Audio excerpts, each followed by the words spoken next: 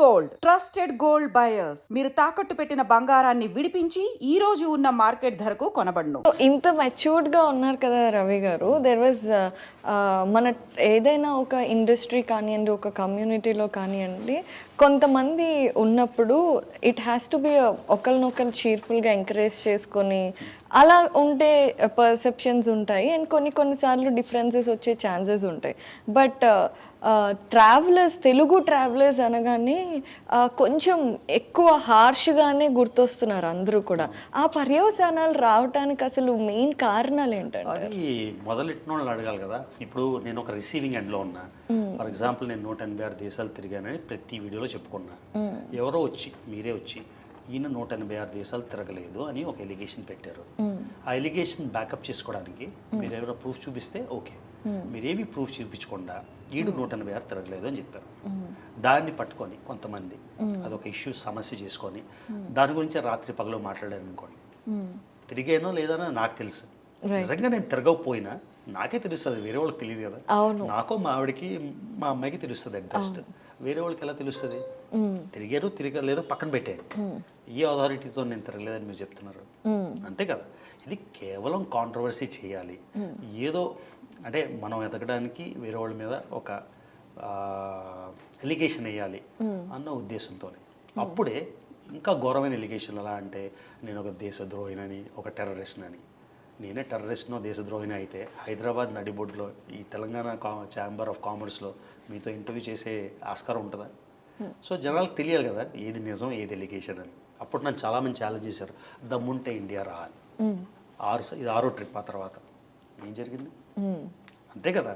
ఇప్పుడు మన వైపు నుంచి ఏదైనా తప్పు ఉంది, ఏదో తప్పు చేసామంటే ధైర్యంగా రాగలనా? నేను కూడా విజయ్ మలయాలాగో ఇంకెవరోలాగో వేరే దేశం పాస్పోర్ట్ కూడా ఉంది, రావాల్సిన అవసరం లేదు కదా. సో ఏది లేదు అని నొక్కి వక్కాడించడానికి ఎన్నిసార్లు వస్తుంది. ఓకే, బట్ నేను యాక్చువల్లీ మీ వీడియోస్ అప్పుడప్పుడు చూస్తూ ఉంటానన్నమాట. బట్ ద థింగ్ ఈస్, రీసెంట్గా చూసినప్పుడు ఒక ఇది వచ్చింది. ఈ ట్రావెలర్ కమ్యూనిటీలో వాళ్ళందరూ ట్రావెల్ బ్లాగర్స్ ఎవరైతే ఉన్నారో చాలా స్మార్ట్గా అలిగేషన్స్ వేసుకొని కాంట్రవర్సీలు క్రియేట్ చేసి డబ్బులు ఎక్కువ సంపాదిస్తున్నారు, వ్యూస్ ఎక్కువ సంపాదించేసుకొని అని. So what is your comment on that? నేనైతే వ్యూస్ ఎక్కువ సంపాదించుకోలేదు కాబట్టి మళ్ళీ నేను ఎఫెక్టెడ్ పార్టీ అండి. ఎలా అంటే ఒక 10 మంది మట్టి వేసాను అనుకోండి, మట్టి పడుతుంది నా మీద, దాన్ని నేను ఎలా ఆచరిస్తాను? నేను ఎఫెక్టెడ్ పార్టీనే కదా. ఎందుకంటే నా మీద ఒక 10 ఎలిగేషన్లు చేశారు, ఏదైనా ప్రూవ్ చేయగలిగారా? ప్రూవ్ చేయగలిగితే నేను ఇండియా రాలేను కదా. ప్రూవ్ చేయలేదు కాబట్టి మీరు ఎఫెక్టెడ్ పార్టీ అనకూడదు కదా, ఎందుకంటే వాళ్ళు వేసారు ఎలిగేషన్స్, బట్ వాళ్ళు ప్రూవ్ చేయలేకపోయారంటే your the benefited person, isn't it? అరే వీడికి చెప్పేది కరెక్టేరా అని జనాలు. అంటే దీనిలో చాలా ఆస్పెక్ట్స్ ఉన్నాయి. మీరు మెసేజ్ కన్వే చేసే విధానం. నేను ఇలా కూర్చొని మామూలుగా సౌమ్యంగా మాట్లాడామనుకోండి, జనాలకి ఎక్కదు. దానిలోనే ఒక 4 అబ్యూజ్లు, ఒక 4 బూతులు మాట్లాడాను అనుకోండి, అది వైరల్ వెళ్తుందా లేదా? కానీ నా లైన్ నేను దాటలేను కదా.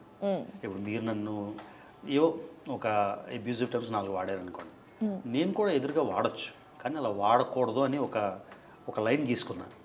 కాబట్టి ఆ మెసేజ్ ఏదైనా అంతే కదండి. ఏదైనా వైరల్ వెళ్ళాలనుకోండి, మీరు రవి తెలుగు ట్రావెలర్ కాలీ రీపేదని పెడితే 50 మంది చూస్తారు, మామూలుగా మాట్లాడారు అంటే 5 మంది చూస్తారు, అది తేడా. సో అయితే ఆ స్టేట్మెంట్స్ అయితే ట్రూ కాదంటారు, అలా వ్యూవర్షిప్ అందరికి రాలేదు అని అంటారు. ఏదైనా ట్రూ అయి ఉంటే నేను డెఫినెట్గా ఇక్కడ వచ్చి హైదరాబాద్ నడిబొడ్లో మీతో మాట్లాడే కేపబిలిటీ ఉంటుంది. సో మీకు ట్రావెల్ కమ్యూనిటీలో ఎవరైనా స్టార్టింగ్ టైంలో ఈ వ్లాగింగ్ ఇవన్నీ చేసేటప్పుడు సపోర్ట్ చేశారా? సపోర్ట్ అంటే నేను ఫస్ట్ స్టార్ట్ చేసినప్పుడు నాకు ఇంచుమించుగా 1000 సబ్స్క్రైబర్లు అయిపోయినప్పుడు ఉమా తెలుగు ట్రావెలర్ అని ఒక ఆయన చాలా ట్రెండింగ్లో ఉండేవాడు. ఆయన ఫస్ట్లో నేను చెప్పిన వెంటనే ఆయన కమ్యూనిటీ పోస్ట్ వేసాడు. అంటే ఈయన ట్రావెల్ నేను చెప్పాను ఇలా 186 తిరిగాను, ఆయనకి ట్రావెల్ అంటే చాలా ఇష్టం అని చెప్పినప్పుడు ఆ కమ్యూనిటీ పోస్ట్లో వేసిన వెంటనే 1000-3000 అయ్యారు, అంటే 3 టైమ్స్. కానీ నాకు అయిన ఎక్స్పీరియన్స్ బట్టి ఎవరో చెప్తే మన సబ్స్క్రైబర్స్ పెరిగిపోతారో అనుకున్నది చాలా అపోహ. ఫర్ ఎగ్జాంపుల్ నేనే మీకు ఐ డ్రీమ్ న్యూస్లో నాకు 1 మిలియన్ సబ్స్క్రైబర్స్ ఉన్నారనుకోండి, మీరు నాతో ఇంటర్వ్యూ చేస్తే మీకు 50,000 ఉన్నారనుకోండి, నాతో ఇంటర్వ్యూ చేసినట్టు ఆ మిలియన్ మీకు ఆటోమేటిక్గా సబ్స్క్రైబ్ చేశారు, అంతేనా? ఇప్పుడు మీకు ఎంతో మిలియన్స్ ఉంటారు, ఇప్పుడు నా ఇంటర్వ్యూ అయింది, వాళ్ళందరూ నన్ను ఆటోమేటిక్గా సబ్స్క్రైబ్ చేయరు కదా. ఎలా అవుతుందంటే మనం ఎంత చెప్పినా ఎవరెంత రికమెండేషన్ చేసినా మనలో స్టఫ్ ఉంటేనే, మనతో వాళ్ళు కనెక్ట్ అయితేనే చూస్తారు. అవును. సో ఆ విధంగా నేను ఏం చేసేవాడినంటే నేను ఎవరో తెలియదు ఎవరికి, మధ్యలో వచ్చాను. ఆ రోజులో ఉన్న ట్రావెలర్స్తోని లైవ్ సెషన్స్ చేసేవాడిని. లైవ్ సెషన్స్ ఫోర్స్ కాదు కదా, నేను ఇలా ట్రావెల్ చేశాను మీరు నాతో మాట్లాడతానంటే వాళ్ళు ఎస్ అనేవారు. సో వాళ్ళు నన్ను ఇంటరాక్టివ్ సెషన్, ఇంటర్వ్యూ కాదు, మీరు నేను అలా మాట్లాడుకుంటా అలా మాట్లాడుకోవడం, ఆ విధంగా కొంచెం పేరు విస్తరిస్తుంది. కానీ at the end of the day మన కంటెంట్కి వాళ్ళు కనెక్ట్ అవ్వకపోతే డెఫినెట్గా సబ్స్క్రైబ్ చేయరు కదా. అవును. ఓకే. బట్ అంటే చాలామంది ఎప్పుడైతే అంటే చిన్న హెల్ప్ చేసినా కూడా మేము హెల్ప్ చేసాం అని చెప్పుకొని ఇది కూడా ఉంటుంది కదా. సో అలాంటి సిచ్యువేషన్స్ ఫేస్ చేశారా? చేస్తారు డెఫినెట్గా. నా వల్లే ఇంత అయింది, నా వల్లే ఇలా ఎదిగాడు, ఇంకా నయం, ఇంకా ఆయన వల్లే నేను చదువుకున్నాను, ఆయన వల్లే ఉద్యోగం వచ్చింది, ఆయన వల్లే పెళ్ళేది నేను చెప్పలేదు. కానీ వస్తాయి, కానీ ఒక్కొక్కళ్ళు మేనరిజం ఒక్కొక్కలా ఉంటుంది. అందరూ మనం మాట్లాడినట్టే అందరూ మాట్లాడాలని అనుకోవడం కూడా అవివేకం కదా. సో ఇలా ఇప్పుడు పబ్లిక్ సిచ్యువేషన్లోకి వచ్చాం. First 1 year 8 months, 1 year 9 months అసలు నో టర్నింగ్ బ్యాక్. ఇలా ఎలిగేషన్స్ వచ్చినప్పుడు, ఎలిగేషన్స్ ఎవరైతే వేసారో వాళ్ళే అఫీషియల్గా రికార్డెడ్ మేము డబ్బుల కోసమే ఇది చేసాము అని మెసేజ్ ఇచ్చారు. కావాలంటే మీకు అది ఫార్వర్డ్ చేస్తాను. మేము డబ్బులు సంపాదించడానికే ఈ కాంట్రవర్సీ చేశాను అని ఒక రికార్డెడ్ మెసేజ్ ఎవరైతే చేశారో వాళ్ళ వాయిస్తో ఉంది. అది మీకు నేను ఫార్వర్డ్ చేస్తాను, మీరే అప్పుడు వినొచ్చు కదా సేమ్ వాయిస్తో. సో కొన్నిసార్లు కాంట్రవర్సీలు చేస్తారు, కొన్నిసార్లు శ్రీకృష్ణుడు దేవుడు కదా, ఆయనకే నీలాప నిందలు లేవా, ఏదో సమంతకుమని అపహరించాడని, దేవుడికే తప్పలేదు ఇదంతా చెప్పండి మనుషులు. ఈ సిచ్యువేషన్స్ అన్నీ లాస్ట్ ఐ థింక్ 1.5 year ఎప్పుడైతే పాండమిక్ టైంలోని ఇవన్నీ హైలైట్గా జరిగేవి, నేను కూడా వాచ్ చేసేదాన్ని. ఇది లాస్ట్ ఇయర్ జూన్ జూలైలో స్టార్ట్ అయింది కాంట్రవర్సీ. అంటే ట్రావెలింగ్ అవన్నీ కూడా ట్రావెల్ బ్లాగర్స్ తెలుగువి బాగా చూడటము అండ్ ఆ తర్వాత ఇది అవ్వటము అండ్ ఎంత దూరం వరకు వెళ్ళిందంటే ఒకళ్ళ మీద ఒకళ్ళు కేసులు పెడుతున్నారు. అందులో మీ పేరు కూడా ఉంది, మీరు కేసు పెడుతున్నారు, మీపై కేసు అసలు ఒక కమ్యూనిటీలో ఇలాంటి ఇంత దూరం వరకు ఇంత స్టేజెస్ వరకు తీసుకువెళ్ళినప్పుడు కమ్యూనిటీ కొంచెం నెగిటివిటీ వస్తుందని ఎవరో ఒకరు తగ్గడం ఉండదా? చాలా నెగిటివిటీ వస్తుంది. అదే నేను చెప్తున్నా. ఇప్పుడు మీరు కొంచెం ఫాలో అయ్యారు అన్నారు. ఎక్కడైనా నేను ఒక అబ్యూజివ్ వర్డ్ వాడడం కానీ, ఎక్కడైనా వాళ్ళు నాకు ఇచ్చిన సేమ్ డోసేజ్ ఇవ్వడం మీకు ఏమైనా వినబడిందా? తెలుసుంటుంది కదా, లేదు కదా. సో అదే నేను ఒక లైన్ గీసుకున్నా, ఇది దాటకూడదు అని. ఆఖరికి ఎలా అంటే మా అమ్మ నాన్నని కూడా అబ్యూజ్ చేసేసారు, నా వైఫ్ని డాటర్ని కూడా అబ్యూజ్ చేసేసారు. కానీ నేను లైన్ దాటుకొని ఆ లైన్ దాటలేదు. ఎవరో అబ్యూజ్ చేశారని నేను కూడా వాళ్ళ బిహేవ్ చేస్తే వాళ్ళకి నాకు ఏం తేడా? అంతే కదా. ప్రైమరీ ఎలిగేషన్ ఏంటి? దేశాలు తిరగలేదని. 186. ఇప్పుడు నేను 193తో వచ్చి మీకు ఇంటర్వ్యూ చేస్తున్నాను కదా. అవునా? ఇది నిజం కాకపోతే ఈ రోజుల్లోని ఏవో పెద్ద పెద్ద స్కామ్లే బయటికి లాగేస్తున్నారు. నేను 193 తిరగలేదని లాగడానికి ఎంతసేపు? సో ఎవరైనా లాగి నాకు ప్రూఫ్ చూపిస్తే వాళ్ళ స్టూడియోకి వెళ్ళి వాళ్ళతో మాట్లాడతారు, ఇది చూపించండి. Okay. So coming to this, మన ఫ్యామిలీ గురించి మాట్లాడుకుంటే మీ పేరెంట్స్ కానివ్వండి, మీ వైఫ్ అండ్ డాటర్, వాళ్ళ సపోర్ట్ ఎక్స్టెన్సివ్గా లేకపోతే మీకు ఇంత ట్రావెల్ అనేది పాసిబుల్ కాదు. సో అమ్మ నాన్న అంటే చిన్నప్పటి నుంచి మీకు రెజినెస్ చూశారు, పైగా కొడుకు ప్రేమ సరే తిరగరా అంటారు. బట్ వైఫ్ని ఎలా ముందే చెప్పారా? How did you? అంటే ముందు నుంచే బాగా తిరుగుతానని తెలుసు పెళ్ళైనప్పటికే. అప్పటికి ఒక 5-10 దేశాలు తిరిగి ఉంటాం. కానీ ఒకసారి సహజీవనం చేసినప్పుడు తెలుస్తుంది కదా, ఈయన ప్యాషన్ ఏంటి, ఈయనకి ఏం కావాలి అనేది డెఫినెట్గా తెలుస్తుంది. సో తన సపోర్ట్ లేకపోతే నేను అచీవ్ చేసిన దానిలో 10% కాదు 5% కూడా చేయలేను. అలా అని సపోర్ట్ చేస్తూ ఇంటికి వచ్చి రోజు అక్షింతలు వేస్తే వెళ్తున్నావు తిరుగుతున్నావు అలా కూడా చేసినా మనం తిరగలేం. సో దాన్ని బట్టి నేను చెప్పక్కర్లేదు ఎంత అమేజింగ్ వైఫ్ నాకుంది అనేది మీరే ఊహించుకోవచ్చు. ఎందుకంటే మీరు ట్రావెల్ చేస్తూ ఇంటి రెస్పాన్సిబిలిటీస్ అన్ని రెస్పాన్సిబిలిటీస్ తీసుకోవాలి కాబట్టి. నేను చెప్పాను కదా, I'm so fortunate, so lucky, I have the most amazing life partner. So how అంటే మే ఐ ఆస్క్, అంటే పెళ్ళికి ముందే చెప్పారా లేదంటే? పెళ్ళికి ముందే ట్రావెల్ చేస్తామని తెలుసు, నాకే తెలియదు కదా ఇలా ట్రావెల్ చేస్తా. ఓహో, అప్పటికి ఇంకా మీరు కూడా ఇంత ఎక్స్టెన్సివ్గా అనుకోలేదు? అప్పటికి బాగానే తెలియదు. అంటే ఆ వయసుకి 8 to 10 countries 15 countries ఆ వయసుకి అది ఎక్కువ కదా. ఆ రోజుల్లో మళ్ళీ చూడండి, ఈ ట్రావెల్ యూట్యూబ్ వచ్చాక చాలా అవగాహన పెరిగిపోయి, స్మార్ట్ ఫోన్స్ వచ్చాక, ఇన్స్టాగ్రామ్ రీల్స్ వచ్చాక అందరూ ట్రావెల్ చేయడం మొదలెట్టారు. 20 years బ్యాక్ ఎంతమంది ట్రావెల్ చేసేవారు? వెరీ లిమిటెడ్ పీపుల్ కదా. అందుకని నిజంగా ప్యాషన్ ఉంది కాబట్టే కదా యూట్యూబ్ లేకపోయినా, ఇన్స్టాగ్రామ్ రీల్ లేకపోయినా, ఫేస్బుక్ కూడా లేదు అప్పుడు. యాక్చువల్లీ నేను చెప్పింది 2001. ట్రూ. ఫేస్బుక్ వచ్చింది 2005-06 నాకు Four. Four Four something. Facebook కూడా లేదు అప్పుడు. Yeah. మన కోసం మనం ట్రావెల్ చేసుకుందే కదా. అవును. అప్పుడు ఆ కెమెరాలు ఉండేవి, రీల్ కెమెరాలు, డిజిటల్ కెమెరాలు కూడా లేవు. అవును, రీల్స్ వేసుకొని. ఫస్ట్లో నేను 97లో ఆమ్స్టర్డామ్ వెళ్ళా అని చెప్పా కదా, అవన్నీ రీల్ ఫోటోలు. వా వండర్ఫుల్. సో అంటే ఇప్పుడు వైఫ్ గురించి, పాప గురించి, పాప ఆ చిన్న పాప నుండి ఇంత క్లాసెస్ స్కూల్ చదువుకునే టైం వరకు కొన్ని పార్ట్స్ మీరు మిస్ అవుతారు కదా, సో ఎలా అనిపిస్తుంది? అంటే ఇక్కడ ఇది ఒక కాన్షియస్ చాయిస్ అండి. పొలిటికల్ సైన్స్లో ఒక టర్మ్ ఉంటుంది, authoritative allocation of scares resources అని. ఆ స్కేర్స్ రిసోర్సెస్ ఏంటంటే టైము, మనీ. మీరు ఏం చేసినా ఇంట్లో ఖాళీగా కూర్చున్న 24 గంటలే, ప్రపంచాన్ని మొత్తం తిప్పే ప్రైమ్ మినిస్టర్, ప్రెసిడెంట్ అని 24 గంటలే. ఈ 24 గంటలు ఎలా సమకూర్చుకుంటారు అని. ఫర్ ఎగ్జాంపుల్, మీరు ప్రైమ్ మినిస్టర్ని వెళ్ళి రోజు ప్రైమ్ మినిస్టర్ డ్యూటీ చేస్తున్నావు, వారానికి నేను 5 సినిమాలు చూస్తున్నాను, అది మిస్ అవ్వట్లేదా అని అడిగితే డెఫినెట్గా సినిమాలు చూడడానికి మిస్ అవుతున్నాను. మన ప్రయారిటీస్ మనం చూస్ చేసుకోవాలి. సో మళ్ళీ నేను కంటిన్యూస్గా బ్యాక్ ప్యాక్ తీసుకొని ఒక దేశం నుంచి ఒక దేశానికి అలా 2 ఏళ్ళు 3 ఏళ్ళు తిరిగితే మీరు చెప్పింది కరెక్ట్. కానీ ఏ ఇంపార్టెంట్ ఒకేషన్ ఉన్నా నేను ఇంట్లోనే ఉంటాను. నేను ఫుల్ టైం ట్రావెలర్ కాదు, పార్ట్ టైం ట్రావెలర్. సో ఫ్యామిలీతో స్పెండ్ చేయాల్సిన ఇంపార్టెంట్ ఒకేషన్స్ అక్కడే ఉంటాను. పాప గ్రాడ్యుయేషనో, పాప బర్త్డేనో, అలా పాప నాన్న నాకు ఈ దేశం వెళ్ళాలని, తను 30 దేశాలు దాటి తిరిగింది, 16 years ఇప్పుడు. అంటే యావరేజ్న ఇయర్కి 2 దేశాలు తిరుగుతున్నట్టే కదా. సో అవి సమకూర్చుకుంటూ నా పర్సనల్ గోల్స్ని బ్యాలెన్స్ చేసుకోవడమే ఇక్కడ ఒక ట్రిక్ అన్నమాట. అయితే ట్రావెలర్స్ అందరినీ చాలా మంది కామన్ పీపుల్ అడగాలనుకునే ఒకటి ఉంటుంది, ఒక క్వశ్చన్. అఫ్ కోర్స్ మీరు ప్రతి వీడియోస్లో చెప్తూనే ఉంటారు budget travelling and all of it అని. ఇన్ని చేయడానికి డబ్బులు ఎక్కడి నుంచి వస్తాయి? మరి అందుకే కదండి కష్టపడి చదువుకొని జాబ్ చేసింది. ఇప్పుడు యూట్యూబ్ వచ్చేసిందండి మాధ్యమంగా. యూట్యూబ్లో కొంతమంది చాలా సక్సెస్ అవుతున్నారు. సక్సెస్ అవడానికి కాంట్రవర్సీలు చేసి సక్సెస్ అవుతారు. ఎందుకంటే కాంట్రవర్సీ చేయకముందు మన వ్యూవర్షిప్ ఎంత, కాంట్రవర్సీ చేశాక మన వ్యూవర్షిప్ ఎంత. నేనైతే నా వైపు నుంచి ఎప్పుడు కాంట్రవర్సీ అనేది మొదలెట్టలేదు, కన్సిస్టెంటే కదా. యూట్యూబ్లో స్టార్ట్ చేసిన బాగా వెళ్ళేది యూట్యూబ్, కానీ దానికి 15 ఏళ్ళ ముందే కదా నేను ట్రావెల్ చేస్తున్నాను. సో చాలామందికి అపోహ ఏంటంటే నువ్వు యూట్యూబ్లో వచ్చిన డబ్బులతో ట్రావెల్ చేస్తున్నావు, మేమే నిన్ను స్పాన్సర్ చేస్తున్నావు అని. కానీ 15 ఏళ్ళు యూట్యూబే లేదు కదా.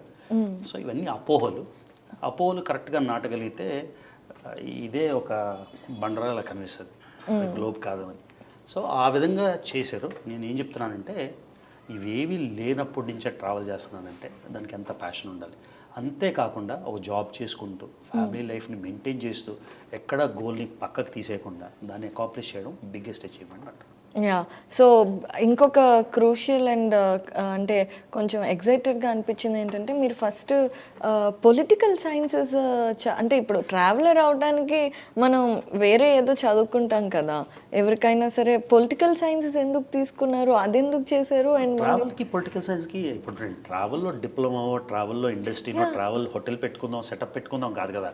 నాకు ప్రపంచం చూడాలనేది ఒక అభిలాష, ఒక ఆకాంక్ష. దానికి చదువుకి ఏం సంబంధం ఉంది? ఇప్పుడు నేనేమి చదువుకోకపోయినా ఊరు తిరగొచ్చు కదా. యా, అంటే ఇప్పుడు ట్రావెలింగ్ చేసే వాళ్ళు అనుకోండి, టూరిజము అది ఎందులో అన్నా చేస్తే that will be add on, right? అంటే నేను ట్రావెల్ని ఒక ప్రొఫెషన్గా చూస్ చేసుకోలేదంటే, ట్రావెల్ ఒక హాబీగా. ఇప్పుడు ట్రావెల్లోనే నేను ఒక ట్రావెల్ కన్సల్టెంట్ అవ్వాలి, లేకపోతే ట్రావెలింగ్ కన్సల్టెన్సీ పెట్టుకొని అడ్వైజ్లు ఇవ్వాలంటే నాకు అలాంటి డిగ్రీలు కావాలి. నా ప్రపంచాన్ని నా కళ్ళతో చూడాలి అన్నది నా కోరిక. పొలిటికల్ సైన్సెస్ అనేది అంటే రవి తెలుగు ట్రావెలర్ అంటే ట్రావెలర్ కదా, మరి పొలిటికల్ సైన్సెస్ ఏంటి, అసలు ఎక్కడ ఏం జాబ్ చేయాలనుకున్నారు, అసలు ఆయన ఎక్కడ అంటే ఇనీషియల్గా ఒరిజినల్గా నేను బైపీసీ తీసుకున్నానండి. డాక్టర్ అవ్వాలని ఇంటర్మీడియట్లో, కానీ రాలేదు, సీట్ రాలేదు. ఫస్ట్ అటెంప్ట్ 2వ అటెంప్ట్ కూడా రాయలేదు కూడా. అప్పుడు ట్రాక్ మార్చి సివిల్ సర్వీసెస్ చేద్దాం అనుకున్నా. సివిల్ సర్వీసెస్ చేయడానికి డిగ్రీ ఈజీ కదా, BA చదివి MA చదివాను. MA ఎందుకు చదివానంటే ఒకవేళ అమెరికా వెళ్ళాలంటే మనకి 5 years ఉండాలి, అంటే 4 years ఉండాలి. డిగ్రీ మనకి 3 ఏళ్లే కదా. అమెరికాలో మాస్టర్స్ చేయడానికి 4 years డిగ్రీ ఉండాలి. అందుకని మాస్టర్స్ 1 year చేయాలని స్టార్ట్ చేశాను. అనుకోకుండా జీబ్యాట్లో స్కోర్ రావడం, అప్లికేషన్ పెడితే ఏమంటారు యూనివర్సిటీలో అడ్మిషన్ రావడం, వీసా వచ్చేయడం అనుకోకుండా జరిగిపోయి వెళ్ళిపోయాను. Okay. And you are living not in India currently, మీ ఫ్యామిలీ అంతా కూడా అబ్రాడ్లోనే ఉంటున్నారు. అంతే కదా, మా అమ్మ నాన్న ఇండియాలోనే యా ఉంటారు. యా మీ విజిట్ చేస్తుంటారు వెనక్కి, నేను విజిట్ చేస్తుంటాను, వాళ్ళు విజిట్ చేస్తుంటారు, రెగ్యులర్. బట్ అంటే మీ వైఫ్ అండ్ కిడ్ కూడా అక్కడే ఉంటారు అక్కడే కదండి. ఉంటారు, వాళ్ళు కూడా ట్రావెల్ చేస్తారు కదా, ఎవ్రీ ఇయర్ వస్తారు ఇండియా. సో మిమ్మల్ని ఒక చోట అని ఫిక్స్ చేయలేమా? నేను ఎన్నోసార్లు చెప్తాను జోక్ లాగా, నేను ఎక్కడ ఉంటాను నాకే తెలియదని, అది నిజం. ఫర్ ఎగ్జాంపుల్ నేను నౌరు 193 దేశం కంప్లీట్ చేసుకొని ఆస్ట్రేలియాలో 1 వీక్ ఉందాం అనుకున్నాను. కానీ లాస్ట్ మినిట్లో థాయిలాండ్ వెళ్ళి చాలా రోజులైంది అని 2 రోజుల ముందు డెసిషన్ తీసుకొని థాయిలాండ్ వచ్చేసాను. ఓకే. సో థాయిలాండ్లో 1 వీక్ ఉన్నాగా లిబియా వెళ్ళిపోవాలి, మా ఫ్రెండ్ యుక్రెయిన్ వార్ అవుతుంది కదా అక్కడ రా, ఇంప్రెసివ్గా యుక్రెయిన్ గవర్నమెంట్ స్పాన్సర్షిప్, అంటే స్పాన్సర్షిప్ కాదు, వాళ్ళు ప్రోపగండా మెషిన్ లాగా వాళ్ళు రమ్మన్నారు, చూడు ఇక్కడ ఏం జరుగుతుందో గ్రౌండ్ రియాలిటీ అని. అక్కడికి వెళ్ళిపోదాం అనుకున్నాను. మళ్ళీ అనిపించింది సరే ఇంత పెద్ద కళ నిజమవ్వబోతుంది, ఇంత దగ్గరికి వచ్చాం కదా, మళ్ళీ చదువుకున్న హైదరాబాదు, పెరిగిన విశాఖపట్నం వెళ్దామని. అది కూడా 1 డే ముందు డెసిషన్ తీసుకొని వైజాగ్ వచ్చేసాం. ఇప్పుడు హైదరాబాద్లో ఉన్నా. యా, అండ్ మళ్ళీ లిబియా వెళ్ళిపోతుంది. లిబియా వెళ్ళిపోతాం. ఈ వీకెండే 194 అయిపోతుంది. సో ఇంకా 10 ఉన్నాయి, 9 ఉన్నాయని చెప్పుకోవడానికి, ఇంకా 2 ఉన్నాయని చెప్పుకోవడానికి చాలా తేడా ఉంటుంది. అందుకే చాలా ఎక్సైట్మెంట్ ఉంది. నేను కూడా అసలు చాలా ఎనర్జెటిక్గా ఉన్నమాట. సో రవి గారు, ఈ అన్ని విషయాల్లో what are the records you have created? Records అంటే ఇప్పుడు తెలుగులో నాకు తెలిసి ఎవరైనా ఉంటే మీరే మీడియా కాబట్టి మీరే చెప్పాలి. కనుచూపు మేరలో ఎవరు లేరు. 190 తీసాడు, 180, 170, 160 చేసిన నాకు తెలియదు. ఉంటే మీరు నన్ను కరెక్ట్ చేయండి. That itself is a big record కదా. తర్వాత నేను పాకిస్తాన్ ఆక్యుపైడ్ కాశ్మీర్ ఉంది, ఓకే, అందరం చూస్తాం మ్యాప్లో రోజు కనిపిస్తుంది. ఎంతమంది వెళ్ళగలిగారు? నేను వెళ్ళి వచ్చేసాను కదా సక్సెస్ఫుల్. ఆఫ్ఘనిస్తాన్ వెళ్ళాను, సిరియా వెళ్ళాను, రియల్ సోమాలియా, అంటే సోమాలియాలో 2 ముక్కలు ఉన్నాయి, సోమాలి ల్యాండ్ అని సోమాలియా, మొగడిషు, అక్కడికి వెళ్ళొచ్చాను. యమన్లో ఇప్పుడు సివిల్ వార్ అవుతుంది, ఇండియన్స్కి అయితే అలౌ కూడా లేదు వెళ్ళడానికి, కానీ నాకు వేరే పాస్పోర్ట్ ఉంది కాబట్టి యమన్ వెళ్ళి వచ్చేసాను. అలా అంటే ఇలాంటి కంట్రీస్ వెళ్ళినప్పుడు మీకు ఏదైనా ఇబ్బందికర సిచ్యువేషన్ కానీ అలాంటివి ఎదురైనప్పుడు ఎలా ఫేస్ చేస్తారు? అంటే మనం మెంటల్గానే ముందే ప్రిపేర్ అయిపోతాం కదా. ఇప్పుడు గ్రౌండ్ రియాలిటీ, మొన్న పెద్ద ట్రైన్ యాక్సిడెంట్ అయింది, దాన్ని ఎవరు మెంటల్గా ప్రిపేర్ అవ్వరు, జరుగుతుంది అనుకోం కదా. కానీ అడిగినప్పుడు అంటే ఇంత ట్రావెల్ ఎక్స్పీరియన్స్తో మీకు ఆ మెచ్యూరిటీ ప్లస్ ఆ వైడ్ హొరైజన్ వచ్చేస్తుంది అనమాట. అంటే ఎలాంటిదైనా జరిగినా కోప్ చేయగలిగే కెపాసిటీ. నేను మొన్న లెబనాన్ వెళ్ళాను. లెబనాన్లో ఏదో పాస్పోర్ట్ ఇష్యూ వచ్చి ఇంటర్పోల్ అలర్ట్, ఏదో స్పై సినిమాలో చూస్తాం కదా, CIA మిషన్ ఇంపాసిబుల్, అలా వచ్చేసి నన్ను లెబనాన్ బేరూట్లో అరెస్ట్ చేశారు. అరెస్ట్ చేస్తే 1 వీక్ నా పాస్పోర్ట్లు సీజ్ చేసేసారు. పాస్పోర్ట్లు సీజ్ చేసిన కామ్గా ఉండి ఆ సిచ్యువేషన్ నుండి బయటకు వచ్చేసి మళ్ళీ ట్రావెల్ కంటిన్యూ చేస్తున్నా కదా. Can you elaborate about this? ఏమైందంటే నాకు నా పాస్పోర్ట్ ఒకటి మిస్ప్లేస్ అయిపోయింది, లేటెస్ట్ పాస్పోర్ట్ కూడా ఉంటాయి ఇక్కడే. అది మిస్ప్లేస్ అయిపోతే నాకు అమెరికా కొత్త పాస్పోర్ట్ ఇష్యూ చేయాలి. నేను వెళ్ళి పాస్పోర్ట్ ఆఫీస్లోని నా పాస్పోర్ట్ పోయింది, నాకు 1 వీక్లో ట్రావెల్ ఉంది అంటే వాళ్ళు కొత్త పాస్పోర్ట్ ఇష్యూ చేశారు. ఏం పెట్టారు? పాత పాస్పోర్ట్ లాస్ట్ అండ్ స్టోలెన్ అని పెట్టేశారు. పెట్టేసి నాకు తెలియని విషయం ఏంటంటే, అంతే అనుకుంటాం మనం, కాకపోతే ఈ గవర్నమెంట్ ఈ నెంబర్తో ఎవరైనా ట్రావెల్ చేస్తే ఇమ్మీడియట్గా అరెస్ట్ చేసేయండి అని ఇంటర్పోల్ అలర్ట్ మొత్తం ప్రపంచం అంతా పంపిస్తుంది. ఇది మనకు తెలియదు, సినిమాలో చూస్తాం కదా. సో నేను కొత్త పాస్పోర్ట్ తీసుకొని ట్రావెల్ చేసి బై మిస్టేక్ పాత పాస్పోర్ట్ బై హార్ట్ ఉంది కాబట్టి టికెట్ మీద పాత పాస్పోర్ట్ నెంబర్ పెట్టాను. Okay okay. సో లెబనాన్ వెళ్ళగానే దాని మీద ఒక వీడియో చేసి కూడా చేశాను. లెబనాన్ వెళ్ళగానే 4 ఆర్మ్డ్ ఫుల్ పోలీసులు వచ్చి తీసుకెళ్తారు. నాకు అర్థం కాలేదు ఎందుకు తీసుకెళ్తున్నారు ఏంటని. వాళ్ళ ఉద్దేశంలో ఏంటి, ఎవరో పాస్పోర్ట్ దొంగతనం చేసి అమెరికా పాస్పోర్ట్తో డ్రగ్సో, ఆర్మ్సో, మిజైల్సో అని అనుమానంతో నన్ను అరెస్ట్ చేసేసారు. అప్పుడు తర్వాత తెలిసింది ఏంటంటే పాత పాస్పోర్ట్ దొరికింది, మళ్ళీ ఆ నెంబర్ గుర్తుండిపోవడం వల్ల పాత పాస్పోర్ట్ నెంబర్ వాడని, ఇదిగోండి కొత్త పాస్పోర్ట్ అని. మనం చెప్పేస్తే స్టోరీ వాళ్ళ నెంబర్ కదా. 1 వీక్ వాళ్ళు రీసెర్చ్ చేసుకొని 1 వీక్ నన్ను అంటే హోటల్లోనే ఉండిచ్చారు. కాబట్టి పాస్పోర్ట్లు తీసేసుకొని ఒక పేపర్ ఇచ్చి ఆ తర్వాత 1 వీక్ తర్వాత బయటకు వదిలేరు అన్నమాట. సో ఇది మీరు ఆలోచించండి. ఇప్పుడు నేను ఏదో స్టోరీలా బాగా చెప్తున్నా, కానీ ఆ టైం 1 వీక్ ఎలా 1 వీక్ మా ఆవిడకి చెప్పాను ఇలా చేస్తారంటే మీకేంలేండి వచ్చేస్తారు బయటికి అంటే. ఆవిడకి అంత కాన్ఫిడెన్స్ నా మీద, అసలు 1% కూడా బాధపడలేదు, అలవాటు అయిపోయింది. ఇలాగే చెప్తున్నాను. సోమాలియా వెళ్తున్నా, మొగడిషు తెలుసు కదా, అక్కడ ఎన్ని బాంబింగ్స్ అయ్యాయో. కరెక్ట్గా నేను వెళ్ళిన 1 వీక్ ముందు ఒక బాంబింగ్, నేను వెళ్ళిన తర్వాత ఒక బాంబింగ్. మొగటిష్యూ వెళ్తున్నా అంటే మీకు ఏమవుతుందండి నాకు ఆ కాన్ఫిడెన్స్ ఉంటుంది, ఆవిడకి అంత కాన్ఫిడెన్స్ నా మీద. సో వెళ్ళే వాళ్ళకి కూడా కాన్ఫిడెన్స్ ఉంటుంది, బట్ స్టిల్ అలా ఇప్పుడు ఫర్ ఎగ్జాంపుల్ పాస్పోర్ట్ ఇష్యూ అనుకోండి, yes you're safely in the airport, hotels వాళ్ళు చూసుకుంటున్నారు. ఎయిర్పోర్ట్ హోటల్ కాదండి, బయటకు వదిలేశారు. ఓకే, బయటకు వదిలేశారు. అంటే ఇనీషియల్గా 6 hours 7 hours క్వశ్చనింగ్ అవుతుంది, ఫోటోలు అన్నీ చూస్తారు కదా, అన్నీ చూసేసి దేవర్ ఓకే. అండ్ పైగా వ్లాగర్ కదా, అంటే అది తెలుగులో వ్లాగర్ ఓయా. సో అలా ఉంది. బట్ ఇలాంటి ఏదే మీరు చెప్పిన సిరియా కానివ్వండి, అక్కడ ఎప్పుడు ఏం జరుగుతుంది అనేది మనం అసలు ఎక్స్పెక్ట్ కూడా చేయలేం. కరెక్ట్. సో ఇలాంటి సోమాలియా కానివ్వండి, ఇలాంటి ప్లేసెస్కి వెళ్ళటానికి స్పెషల్ పర్మిషన్స్ ఏమన్నా తీసుకుంటారు? ఫర్ ఎగ్జాంపుల్ ఉక్రెయిన్ అయితే అక్కడ జరుగుతున్న వార్ని మీరు కొంచెం గ్రౌండ్ రిపోర్ట్ లాగా చూపించడానికి వెళ్ళటానికి వాళ్ళ కంట్రీ నుండే మీకు ఇన్విటేషన్ వచ్చింది. సో ఇలాంటివి అండ్ అలాంటివి ఎక్కడైనా ఇలాంటి సిచ్యువేషన్స్లో అన్ఎక్స్పెక్టెడ్ థింగ్స్ జరగచ్చు. ఇప్పుడు సిరియా వెళ్ళానండి, అడుగుపెట్టి లోపలికి వెళ్ళిన దాకా భయం అయితే ఉంటుంది కదా. పాకిస్తాన్ వెళ్ళినప్పుడు అయితే నా ఫ్రెండ్స్ అందరూ ఎందుకు వచ్చింది, ఎందుకు వెళ్తున్నావు, అప్పుడే నేను వెళ్ళింది 2019 సెప్టెంబర్, అప్పుడే రెండింటికి అఫీషియల్ డిప్లొమాటిక్ రిలేషన్స్ పోయాయి.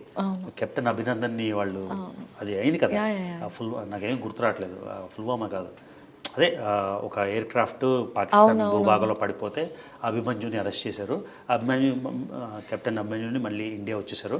అప్పుడు రెండింటికి diplomatic relations, land borders close అయిపోయాయి. నేను వెళ్ళింది ఆ నెల. అప్పుడు ఎంత హై లెవెల్లో ఉన్న ఎమోషన్స్, అందరూ చెప్పారు వెళ్ళొద్దు, చాలా రిస్క్, ఇప్పుడు అవసరమా అని. అలా అనిపించింది, వెళ్ళిపోయాను, వచ్చేసాం కదా బయటికి. బాగా ఎలా అంటే అక్కడ చాలా మందికి ఉంటుంది కదా, పాకిస్తాన్ అంటే మన ఇండియన్స్ ఇది డెఫినెట్గా ఎక్కడో ఒక మూల అయినా ఉంటుంది అనేసి అని. కానీ అంటే అన్నిటికీ ప్రిపేర్ అయ్యే కదా ఇప్పుడు వెళ్తాం మనం. సిరియాలో సివిల్ వార్ అవుతుంది, ఎక్కడ బాంబు అవుతుందో తెలియదు.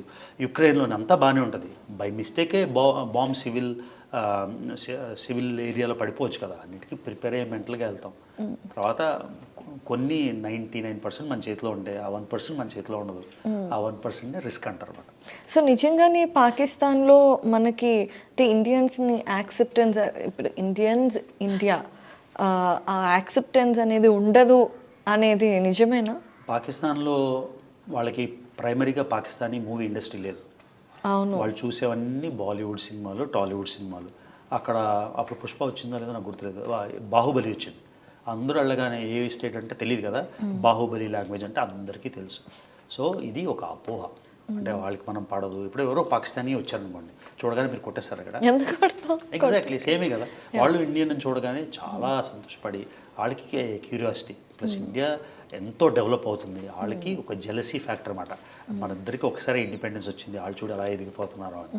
సో అందరికీ గుడ్ ఒపీనియన్. అంటే పొలిటికల్ డిఫరెన్సెస్ ఉంటాయి, ఆ పొలిటికల్ పార్టీకి మిలిటరీకి ప్రాబ్లం ఉంటుంది, ప్రజలకైతే ఏం problem.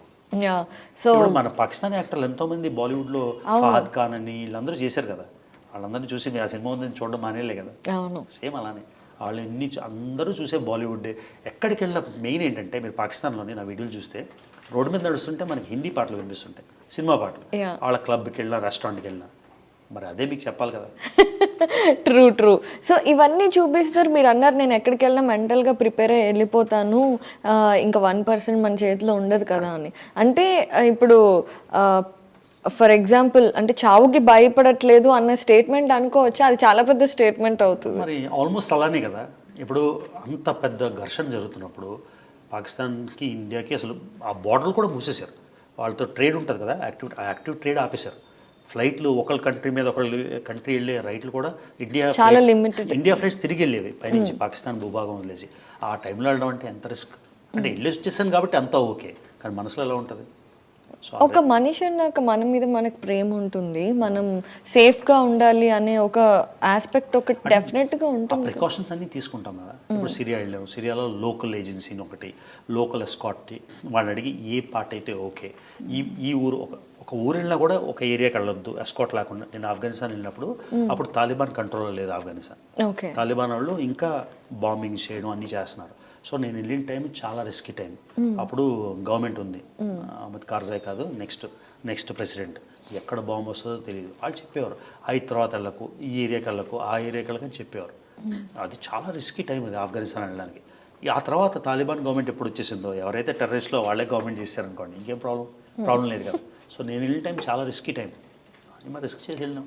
Do embassies over there help or support our Indian travelers? అంటే మన పాస్పోర్ట్ ఏది ఉంటే వాళ్ళు, ఇప్పుడు నాకున్న పాస్పోర్ట్ వేరేది కాబట్టి ఏదైనా చిన్న క్రైసిస్ వచ్చినా వెంటనే వాళ్ళు ఫ్లై చేయడానికి, బయటకు తీసుకెళ్ళిపోవడానికి చాలా సపోర్టివ్ ఉంటారండి. కానీ బాంబులు అసలు కాలో చేయకపోతే వాళ్ళు ఏం చేయలేరు. అంటే ఏదైనా సిచ్యువేషన్ చిక్కు వచ్చి సివిల్ వార్ వచ్చి అందరినీ అరెస్ట్ చేసేయాలి, బంధించేయాలి అన్నప్పుడు వాళ్ళ హెల్ప్ అయితే వస్తుంది. ఏ ఎంబసీ అయినా. ఇప్పుడు ఇరాక్ కువైట్ వార్ అయినప్పుడు అందరినీ ఇండియన్ గవర్నమెంట్ తీసుకొచ్చేసింది కదా కువైట్ నుంచి. మొన్న సుడాన్లో వార్ అయినప్పుడు తీసుకొచ్చారు. సో ఆ ఎంబసీలు హెల్ప్ చేస్తాయి. కానీ ఏదో నా దగ్గర డబ్బులు లేవు, నాకు తిండి లేదు, హెల్ప్ చేయండి అంటే చేయరు. Life threatening issues. Great point you bought. So travelling vloggers ఎవరైతే ఉన్నారో కొన్నిసార్లు నేను ఈ కంట్రీలో చిక్కుకుపోయాను, నా దగ్గర డబ్బులు లేవు అనే ఫండ్ రైజింగ్ ఇష్యూస్ కూడా మన తెలుగు ట్రావెలర్ కమ్యూనిటీ ఏదైతే ఉందో ఇది కూడా కొంచెం నెగిటివిటీని క్రియేట్ చేసింది. అంటే నిజంగానే డబ్బులు లేకుండా చేస్తున్నారా? నిజంగానే స్టక్ అయిపోయి ఉండొచ్చు. ఇది అదే చెప్తున్నాను కదా, మనకి చాలా ఈజీ ఎలిగేషన్ చేయడం, ఇటు కావాలని చేశాడని. ఆయనకి తెలియాలి నిజం. ఇప్పుడు నేను ఎలాగా 193 తిరిగానో లేదో, నిజంగా తిరిగినా తిరగకపోయినా ఆ సత్యం నాకే తెలుస్తుంది. మీకు ఎలా తెలుస్తుంది? బట్ ఉమా గారు మీ friend, is it still friend? Friend కాదు, ఆయన్ని ఇన్ పర్సన్ ఒక్కసారి కూడా కలవలే. ఒక్కసారి కూడా ఆయన్ని ఫేస్ టు ఫేస్ కలవలే. నాకు ఆయన ఇంతకు ముందు తెలియదు, ఓన్లీ ఈ యూట్యూబ్ ప్రపంచం ద్వారానే తెలుసు. So okay. సో అంటే తెలిసిన మనుషులు కొన్ని రోజుల తర్వాత ఫ్రెండ్ అవటం అలాంటివి జరుగుతూ ఉంటాయి. అలా మీకు ఈ కమ్యూనిటీలో ఎవరు ఫ్రెండ్స్ అయ్యారు? ఎవరు లేరండి, ఎందుకంటే అందరూ బిజీ. ఇప్పుడు ఎస్పెషల్లీ ట్రావెల్ కమ్యూనిటీ అంటే ఒక్కొక్కరు ఒక్కో దేశంలో తిరుగుతుంటారు. మనం ఇప్పటిదాకా ఇప్పుడు సోకాల్డ్ పెద్ద ట్రావెలర్స్ని ఎవరిని ఇన్ పర్సన్ కలవలేదు. సో అందరికీ పరిచయం ఓన్లీ యూట్యూబ్ ద్వారా, లేకపోతే ఇన్స్టాగ్రామ్ ద్వారా. ఇప్పటిదాకా ఒక్క ట్రావెలర్ని, తెలుగులో ఉన్న పెద్ద ట్రావెలర్స్ ఎవరు ఉన్నారో ఒక్కరిని కూడా ఇన్ పర్సన్ కలవలేదు. ఓకే.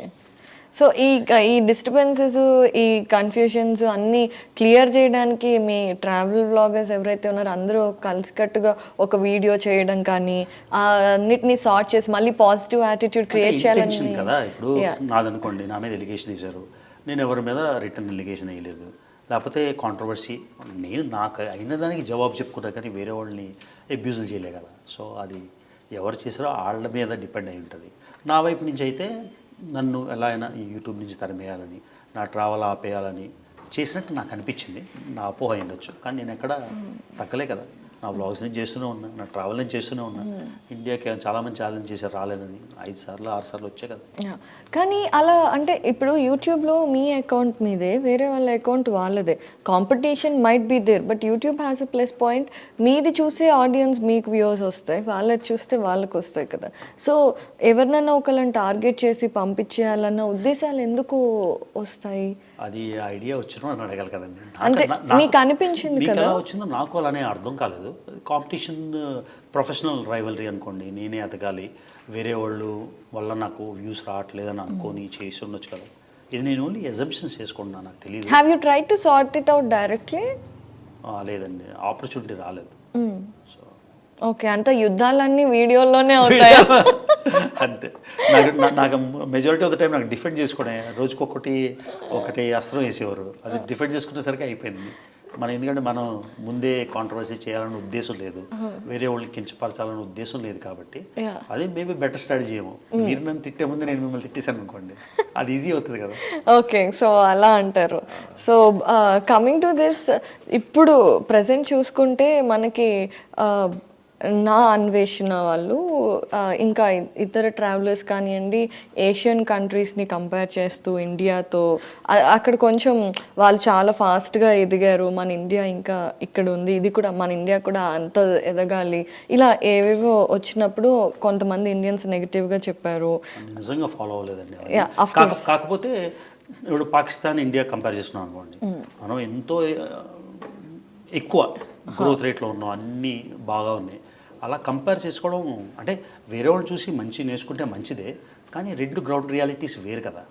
ఇప్పుడు ఫర్ ఎగ్జాంపుల్ చైనా ఉందనుకోండి, కమ్యూనిస్ట్ గవర్నమెంట్, అక్కడ పీపుల్ వాయిస్తో సంబంధం లేదు, ఎవరో ఒక బిజినెస్ మోడల్ లాగా ఇది చేయి అని రన్ చేస్తారు. కానీ ఇక్కడ డెమోక్రసీ కదా. డెమోక్రసీ అంటే మళ్ళీ పీపుల్ వీళ్ళు తీసుకోవాలి, 5 ఏళ్ళ తర్వాత ఎంతో డెవలప్మెంట్ చేసిన గవర్నమెంట్ మళ్ళీ మారిపోవచ్చు. సో మనకున్న ఇన్కన్సిస్టెన్సీస్ ఉంటాయి, రెండు కంపేర్ చేయడం కష్టం, అంతే కదా. సో అలా మీరు ఎప్పుడన్నా అరే మన దేశం ఇంకా చాలా డెవలప్ అవ్వాలి ఏంటి అని, because you also stay in abroad, so అలా ఎప్పుడన్నా అనిపించిందా? What you feel? అంటే గ్రౌండ్ రియాలిటీ నుంచి చూసుకుంటే నేను 1996లో వదిలేసినప్పుడు ఇండియా ఎలా ఉందో ఇప్పుడు ఇండియా ఎలా ఉందో 10 రెట్లో 20 రెట్లో బాగా ఉంది. సో ఈ గ్రోత్ రేట్ని ఇది సరిపోయింది అనుకొని వాళ్ళు ఇంకా ఆకాశంలో ఉన్నారని అది చూస్తామా, లేకపోతే మనం ఎక్కడుండే వాళ్ళం ఇప్పుడు ఎక్కడున్నాం అని సంతోషం వ్యక్తపరుస్తాం. నేను హైదరాబాద్లో మొదటిసారి మెట్రో ఎక్కి వెళ్ళాను, నాకు చాలా సంతోషం అనిపించింది. ఎందుకంటే హైదరాబాద్లో మేము పెరిగాం, హైదరాబాద్లో తిరిగేవాళ్ళం 94, 96లో. అప్పటికి ఇప్పటికీ తేడా ఎవరు చేశారో తెలియదు. మొత్తానికి it's a summation of many people's efforts. ఎన్నో 3, 4, 5 గవర్నమెంట్లు కంటిన్యూస్గా చేస్తే ఈ రిజల్ట్ వస్తుంది. సో ఇండియా ఇప్పుడు ఎలా ఉంది, గ్రోత్ రేట్ ఎలా ఉంది, ప్రపంచంలో అమెరికా ఉంది సూపర్ పవర్, వాళ్ళ గ్రోత్ రేట్ అంతా, ఇండియా గ్రోత్ రేట్ అంతా, అవి చూస్తే అన్ని ప్లస్లే కనిపిస్తున్నాయి, నెగిటివ్స్ ఏం కనబడట్లేదు. కాకపోతే ప్రతి దానికి రూమ్ ఫర్ ఇంప్రూవ్మెంట్ ఉంటుంది కదా. మీరు ఎక్సలెంట్గా చేస్తున్నారు, ఇంకా బాగా చేయడానికి ఒక ఆస్కారం ఉంటుంది, అంతేగాని చేసి ఇంకెవరితో కంపేర్ ఎలా చేస్తారు. సో నా ఒపీనియన్ ఏంటంటే నేను చూసిన ఇండియా, నేను పెరిగిన ఇండియా, నేను పుట్టినప్పటి నుంచి పెరిగిన ఇండియాకి ఇప్పటికి ఇండియాకి చాలా తేడా ఉంది. ప్రతి ఒక్కరి చేతిలో ఫోన్ ఉంది, ఫోన్పే, జీపే, ఇంత అమేజింగ్ యూపీఐ, ఇవన్నీ మేము ఊహించలేదు. నాకే అర్థం కావు అప్పుడప్పుడు. ఏంటి ఒక చిన్న కొట్టుకెళ్ళి కొబ్బరి బొండం తాగితే ఫోన్పేతో, అదంతా టెక్నాలజికలీ అడ్వాన్స్మెంట్. మనం ఉన్న 20 ఏళ్ళు బ్యాక్, 10 ఏళ్ళు బ్యాక్. చిదంబరం గారు అనుకుంటా ఎక్స్ ఫైనాన్స్ మ్యాన్, ఆయనే నవ్వారు. ఇప్పుడు ఎక్కడికి వెళ్ళినా ఆయన ఆటో వెళ్తే ఆయన ఆటో జీపే చేస్తున్నాడు. సో ఎక్కడున్న ఇండియా ఏదైనా సరే ఇక్కడి నుంచి అలా వాళ్ళు వెళ్ళిపోరు కదా, ఎదుగుదల అయితే బాగా కనిపిస్తుంది. Very impressed with everybody. ఇది నా ఒపీనియన్. వండర్ఫుల్ అండి. అయితే చాలామంది ఇప్పుడు ఎడ్యుకేషన్ కోసం కూడా మనకి ట్రెండ్ అనేది ఒక డెకేడ్ నుండి ఎక్కువైపోయింది. ఎడ్యుకేషన్ కూడా అబ్రాడ్ వెళ్ళిపోవడం, అక్కడ చాలామంది ఇబ్బంది పడుతూ వీడియోలు పెట్టడం ఇలాంటివి చేస్తూ ఉంటారు కదండి. అవి ఎప్పుడన్నా మీరు చూస్తారా? చూసారు, అది కాన్షియస్ డెసిషన్ కదండి. ఇప్పుడు ఫర్ ఎగ్జాంపుల్ మన లైఫ్ స్టైల్లో లేకపోతే మన ఫైనాన్షియల్ బేసిస్ చూసుకొని మనం ప్లాన్ చేసుకొని వెళ్ళిపోయి అక్కడ ఏదైనా ప్రాబ్లం వస్తే ఎలా బయటకు వస్తామని కూడా ప్రిపేర్ అయ్యి వెళ్ళాలి కదా. మనం కరెక్ట్గా ప్రిపేర్ వెళ్తే ఇష్యూ ఎందుకు వస్తుంది?